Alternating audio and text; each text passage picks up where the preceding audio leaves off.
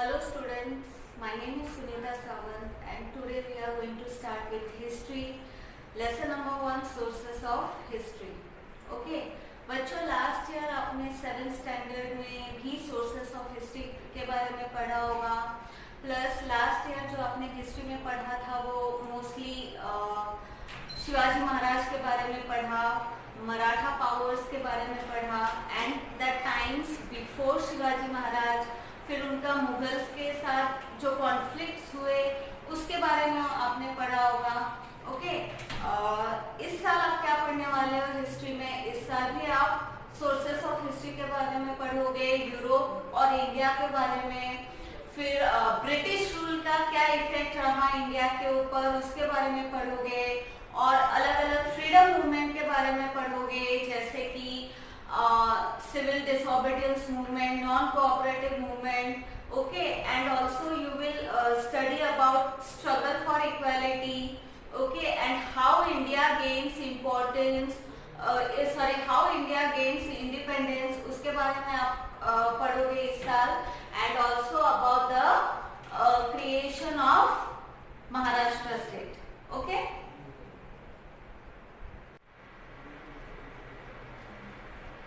Okay, now let us see what is sources of history. Okay, now what do you understand by sources of history? Sources of history यानी वो सारी चीजें, वो person या place जिसको obtain करके आप हिस्ट्री के बारे में पता लगा सकते हो. ओके, नाउ कितने टाइप ऑफ सोर्सेस है? मटेरियल सोर्सेस है, रिटन सोर्सेस है एंड ओरल सोर्सेस है, राइट. एंड अभी मॉडर्न हिस्ट्री में और एक सोर्स ऐड हुआ है, that is audio visual source. Okay, now let us सी.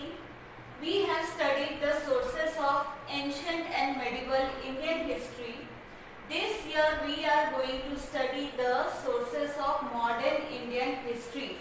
हम लोगों ने प्रीवियस क्लास में एंशिएंट और मेडिवल हिस्ट्री के बारे में पढ़ा है, राइट. इस साल हम पढ़ने वाले हैं मॉडर्न इंडियन हिस्ट्री के सोर्सेस के बारे में. Okay, historical sources include material, written and oral sources. Historical sources में क्या क्या आते हैं? मटेरियल सोर्सेस आते हैं. मटेरियल सोर्सेस मतलब ऑब्जेक्ट्स, ओके, जैसे कि कोई भी ऑब्जेक्ट हो गया, जैसे कॉइन हो गया या बिल्डिंग हो गए या मॉन्यूमेंट्स हो गए, वो. देन रिटन सोर्सेस यानी जो भी लिखित रूप में है, जैसे कि कोई लेटर्स हो गया या कोई बुक हो गया, न्यूज़पेपर हो गया, ओके, वो. And oral sources, oral sources में क्या आएंगे? फोक सॉन्ग्स हो गए या फिर कोई प्रोवर्ब्स हो गया या फिर कोई स्टोरी हो गया, वो. Okay, now similarly sources based on modern technology such as audio, video and audiovisual are included. अभी जैसे जैसे मॉडर्न टेक्नोलॉजी एडवांस होती जा रही है, ओके, टेक्नोलॉजिकल डेवलपमेंट होते जा रही है, हमारे पास और भी सोर्सेस अवेलेबल होते जा रहे हैं, जैसे कि वीडियो. वीडियो यानी जिसको हम देख सकते हैं, ओके. ऑडियो यानी जिसको हम सुन सकते हैं, एंड ऑडियो विजुअल यानी जिसको हम देख और सुन सकते हैं, जैसे कि रेडियो हो गया या फिर टीवी हो गया. Okay, next. Now let us see material source. Now as you can see in this slide, आपको पिक्चर्स दिख रहे हैं. ये जो है it is an example of monument. Okay, monument, sculpture, okay, then places, buildings, then coins. ये जो सारी चीजें हैं, it comes under the material sources. Okay, next. Buildings and places. Okay, the period of modern Indian history is believed as period of European, especially the British rulers, the governance of princely states. Okay, modern history का जो period है, it is a period of European, it especially the British rulers. Okay, जब हमारे country में British का राज था उस time, and the governance of princely states, governance of princely states यानी राजा महाराजाओं को दौर, ब्रिटिश रूल जब चल रहा था अपने कंट्री में, उस टाइम पे अपने कंट्री में राजा महाराजाओं का भी राज चल रहा था. Okay, in this period various buildings, bridges, roads, water supply system, fountains etcetera were build. मतलब ये जो पीरियड है उस टाइम में बहुत सारे बिल्डिंग्स बिल्ड किए गए, ब्रिजेस बिल्ड किए गए, then roads, water supply system, fountains build किया गया. तो ये सारी जो चीजें हैं, it becomes a very important source of material. Okay, material का बहुत इंपॉर्टेंट सोर्स ये हमारे लिए बनता है. Next, these buildings include government offices, residences of officers, leaders and revolutionaries, palaces of rulers of princely states, forts, prisons, etc. ये जो building है उसमें क्या क्या इंक्लूड होता है? गवर्नमेंट के ऑफिसेस. ओके, अलग अलग गवर्नमेंट के ऑफिसेस उसमें इंक्लूड होते हैं, एंड ऑफिसर्स के रहने का रेसिडेंस, रेसिडेंस यानी घर, यानी जहाँ पर ऑफिसर्स रहते हैं, या लीडर्स या रेवोल्यूशनरीज, ओके, जो रहते थे उनका घर, that is also considered as a material source. Okay, then palaces of rulers of princely states, यानी राजा महाराजाओं का जो पैलेस, जो महल होता है, वो भी मटेरियल सोर्स है. देन फोर्ट्स, प्रिजन्स, ओके, किले, अलग अलग किले, फोर्ट्स एंड प्रिजन भी मटेरियल, इंपॉर्टेंट मटेरियल सोर्स है. Okay, now buildings are among these monuments, many buildings are intact even today. Okay, बहुत जो पुराने बिल्डिंग्स है वो may be due to natural calamities या वॉर, ओके, या फिर रेनोवेशन या रीडेवलपमेंट की वजह से बहुत सारे बिल्डिंग्स जो है वो डिस्ट्रॉय हो गए, लेकिन कुछ कुछ बिल्डिंग्स अभी भी इंटैक्ट है. Okay, and some are declared as national monument, whereas some are converted into museum. For example, cellular jail in Andaman. इनमें से जो कुछ बिल्डिंग्स है, ओके, कोई बिल्डिंग को नेशनल मॉन्यूमेंट डिक्लेयर किया गया और कोई बिल्डिंग्स को क्या किया है, म्यूजियम में कन्वर्ट कर दिया गया. ओके, एग्जाम्पल दिया है यहाँ पर एक नेशनल मॉन्यूमेंट का, that is cellular jail in Andaman.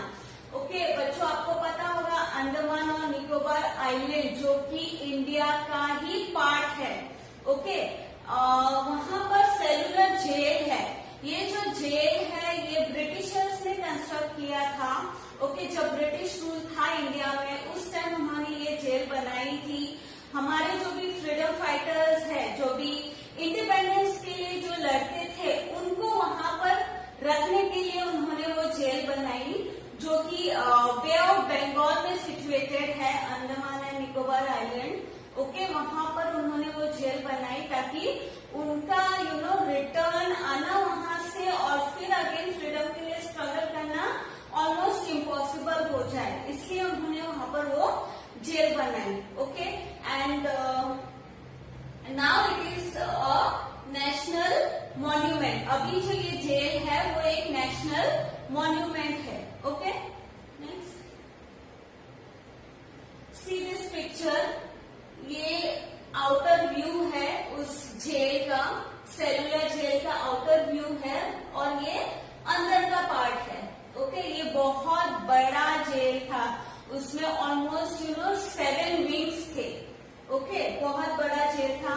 अगर आपने पिक्चर देखा होगा या फिर टीवी देखा होगा तो उसमें लाइक डायलॉग्स आपने सुने होंगे, सजाए काला पानी. अगर आपने ये वर्ड सुना है काला पानी, सेलुलर जेल को काला पानी भी कहा जाता है. यानी ये बहुत ही, जिसको सीवियर पनिशमेंट देना होता है, उन प्रिजनर्स को ये जेल में भेजा जाता था. Okay, next. While visiting these sites, we get information about contemporary history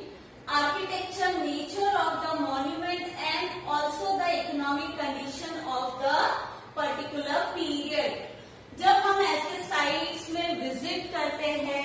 okay, तो हमको उस टाइम पे जो भी चीजें वहां पर घटी, ओके, उस टाइम का जो भी इवेंट था उसके बारे में हमको इंफॉर्मेशन मिलता है। यानी जैसे कि उसके आर्किटेक्चर के बारे में, नेचर ऑफ द मॉन्यूमेंट, जो भी मॉन्यूमेंट है उसके बारे में, and the economic condition of that period, उस पीरियड इकोनॉमिक कंडीशन कैसी थी, वो सारी चीजों के बारे में हमको जानकारी मिलती है। Okay, just as during the visit to cellular jail in Andaman, we get information about the revolutionary work of V.D. Savarkar by visiting Mani Bhavan in Mumbai or Sevagram Ashram at Wardha. We get information about the history of Gandhian era. Okay, जैसे अगर आप cellular jail में visit करोगे अंडमान में, वहां पर आपको VD. Savarkar यानी विनायक दामोदर सावरकर के बारे में, उनके रेवोल्यूशनरी वर्क के बारे में आपको जानकारी मिलेगी, क्योंकि वो जो जेल है वहां पर उनको इम्प्रिजन किया गया था, विनायक दामोदर सावरकर को, एंड और भी लोग हैं जैसे बटुकेश्वर दत्त, उनको वहां पर इम्प्रिजन किया गया था। तो उनके बारे में आपको बहुत सारी जानकारी यहाँ पर आपको मिलेगी। ओके, एंड बाय विजिटिंग मणि भवन इन मुंबई, मणि भवन म्यूजियम है। ओके, वहां पर भी अगर आप विजिट करोगे तो वहां पर भी आपको बहुत सारी इंफॉर्मेशन, बहुत सारी जानकारी मिलेगी अबाउट गांधीयन एरा।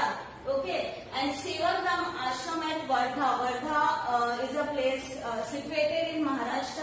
वहां पर भी अगर आप जाओगे तो आपको गांधी जी के बारे में, उनके बैकग्राउंड के बारे में बहुत सारी इंफॉर्मेशन आपको मिलेगी। Okay, next, now see the pictures. ये जो है ये मणि भवन का है। Okay, this two pictures are of Mani Bhavan, and ये नीचे आप देख रहे हो वो पिक्चर, ये सेवाग्राम आश्रम का है जो वर्धा में सिचुएटेड है। ओके, अगर आप इन प्लेसेस में विजिट करोगे तो आपको गांधी जी के बारे में, उनके जो भी रेवोल्यूशनरी वर्क्स हैं, जो भी पॉलिटिकल एक्टिविटीज उन्होंने किया या जो भी सोशल एक्टिविटीज उन्होंने किया, उनके बारे में आपको इंफॉर्मेशन मिलेगी। Okay, next, do you know museums and history, how museums and history are connected? For the study of history, various objects, paintings, photographs and such other things are preserved in a museum.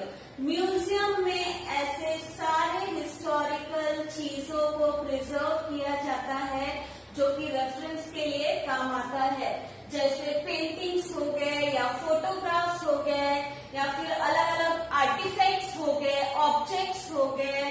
Okay, ये सारी चीजों को वहां पर preserve किया जाता है ताकि आप हिस्ट्री के बारे में जान सको।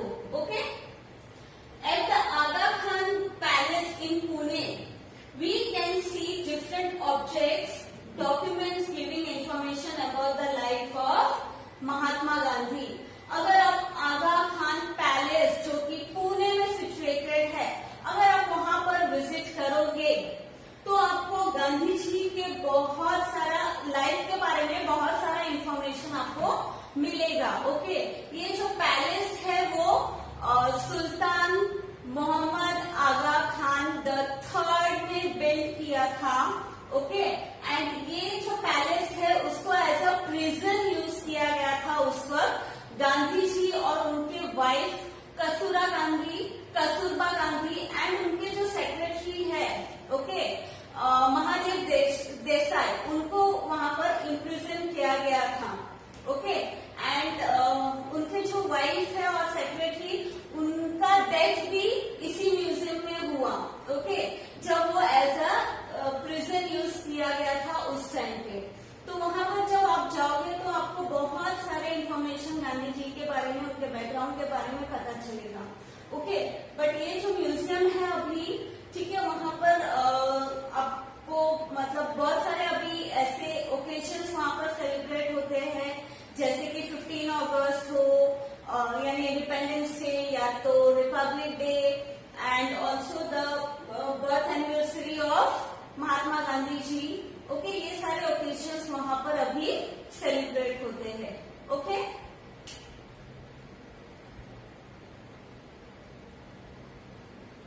Now see this picture. ये आगा खान पैलेस है।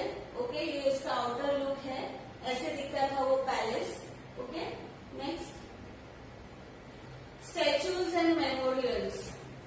During the pre-independence and post-independence period, memorials of many personalities were erected in the form of statues. Okay, pre-independence यानी इंडिपेंडेंस के पहले का पीरियड, एंड पोस्ट-इंडिपेंडेंस यानी इंडिपेंडेंस के बाद का पीरियड। ओके, दोनों भी टाइम पे फेमस पर्सनैलिटीज जो भी लीडर्स थे या हमारे फ्रीडम फाइटर्स थे, उनके जो स्टैचूज है वो बनाए जाते थे। And this statues are also important for the study of modern history.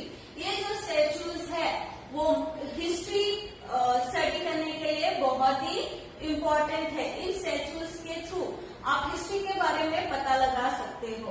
Okay, the various statues provide information about the contemporary rulers and eminent personalities. जो अलग अलग पर्सनैलिटीज के जो स्टैचूज है, आप उस टाइम का, उस पीरियड के बारे में आप पता लगा सकते हो जब आप वो स्टैचूज देखोगे और उसको स्टडी करोगे। Okay, next, the display plaque on the statue gives us information about the full name of the concern person, birth and death details, brief information about the contribution and a biographical sketch of the person। जो statues है वहां पर display plaque रहता है। Plaque का मतलब है एक प्लेट, ठीक है, वो प्लेट चाहे मेटल का भी हो सकता है या वुडन भी हो सकता है। ओके, वो प्लेट रहता है, वो प्लेट के ऊपर वो जो पर्सन का स्टैचू है उसका बर्थ, डेथ, उसका डिटेल्स और उस पर्सन के बारे में थोड़ा मतलब ब्रीफ में इंफॉर्मेशन दिया जाता है, और उन्होंने उनका क्या कंट्रीब्यूशन रहा, ओके, अपने कंट्री के लिए, उसके बारे में इंफॉर्मेशन दिया जाता है। बायोग्राफिकल स्केच मतलब वो जो पर्सन है उनका डिटेल, उनके पर्सनल लाइफ के बारे में detail. It is also known as bio sketch. Okay, तो वो पर्सन का डिटेल उस प्लेट के ऊपर मेंशन किया जाता है। Just as the statues of Mahatma Jyotirao Phule, Lokmanya Tilak, doctor Baba Saheb Ambedkar, ये जो फेमस पर्सनैलिटीज है उनके जो स्टैचूज है, उनके स्टैचूज के ऊपर प्लाक रहता है, डिस्प्ले किया हुआ रहता है, जिससे आप उनके बारे में इंफॉर्मेशन अक्वायर कर सकते हो और उनके बैकग्राउंड में क्या इवेंट्स होते थे, क्या इकोनॉमिक कंडीशन था, वो सब आप जान सकते हो। Ambedkar, there are memorials which are erected in the memory of various events which give the information about the concerned event, period, people related to the event, etc. For example, हुतात्मा स्मारक at various places। जैसे कि एक individual का या person का statue होता है, ठीक है, और उनके बारे में डिटेल दिया जाता है, उस स्टैचू के बारे में, वो पर्सन के बारे में। वैसे ही अलग अलग इवेंट के बारे में, ठीक है, मेमोरियल्स इरेक्ट किए जाते हैं, ठीक है, एक स्मारक जिसको बोलते हैं उसको बनाया जाता है। अलग अलग इवेंट को उनके मेमोरी में वो बनाया जाता है। फॉर एग्जाम्पल, हुतात्मा स्मारक, हुतात्मा मीन्स मार्टिर्स, मार्टिर्स यानी जो भी लोग फ्रीडम फाइटिंग में पार्टिसिपेट करते हैं और उसमें अपना लाइफ वो लोग गवाते हैं, उनको मार्टिर्स बोलते हैं। तो एक वैसे ही इवेंट से रिलेटेड स्मारक बनाया जाता है, दैट इज हुतात्मा स्मारक, जो कि अलग अलग प्लेस में लोकेटेड है। स्क्रीन में नजर डालो तो आपको कुछ स्टेचूज दिख रहे हैं। Okay, Lokmanya Tilak, Mahatma Jyotirao Phule, doctor Baba Saheb Ambedkar, and ये जो आपको दिख रहा है ये है हुतात्मा स्मारक। हुतात्मा का मतलब मैंने आपको पहले ही बताया था, मार्टिर्स। मार्टिर्स यानी जो शहीद हो गए हैं उनका स्मारक। ओके, तो सिर्फ इंडिविजुअल पर्सनालिटीज का ही